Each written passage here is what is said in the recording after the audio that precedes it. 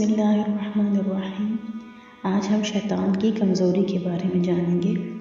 ایک بار رسول اکرم صلی اللہ علیہ وسلم نے شیطان کو دیکھا کہ وہ بہت کمزور لاغر نظر آ رہا تھا۔ آپ صلی اللہ علیہ وسلم نے اس سے پوچھا، تیرا یہ حال کیوں ہو گیا ہے؟ شیطان نے کہا، اے رسول خدا، آپ صلی اللہ علیہ وسلم کی امت کے 6 کاموں کے باعث پریشان ہوں۔ مجھے ان کاموں کے دیکھنے کی طاقت نہیں ہے اور میں ان کا متحمل نہیں ہوں۔ نمبر 1، جب ایک دوسرے سے ملاقات کرتے ہیں تو سلام کرتے ہیں۔ نمبر 2، ایک دوسرے سے مصافحہ کرتے ہیں۔ نمبر 3، ہر کام کا ارادہ کرنے سے قبل انشاءاللہ کہتے ہیں۔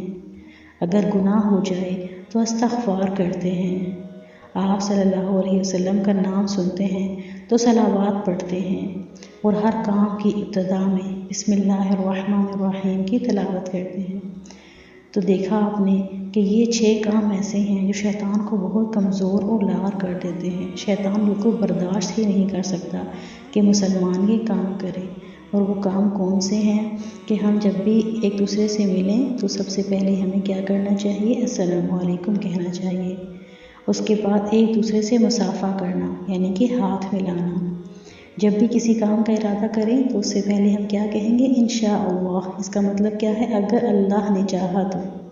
اگر ہم سے خدا نخواستہ گناہ ہو جائے تو فوراً ہی استغفار کر لیں، استغفر اللہ، اللہ سے معافی مانگیں۔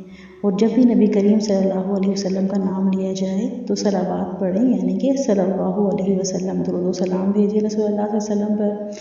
اور جب بھی کوئی کام کرنے لگے تو سب سے پہلے ہم اس کام کی ابتدا کس چیز سے کریں؟ اللہ کے نام سے یعنی کہ بسم اللہ الرحمن الرحیم سے کام کی ابتدا کرنی چاہیے۔ یہ 6 کے 6 کام شیطان کو بالکل بھی برداشت نہیں ہے اور ہمیں ہر حال میں یہ کرنے چاہیے۔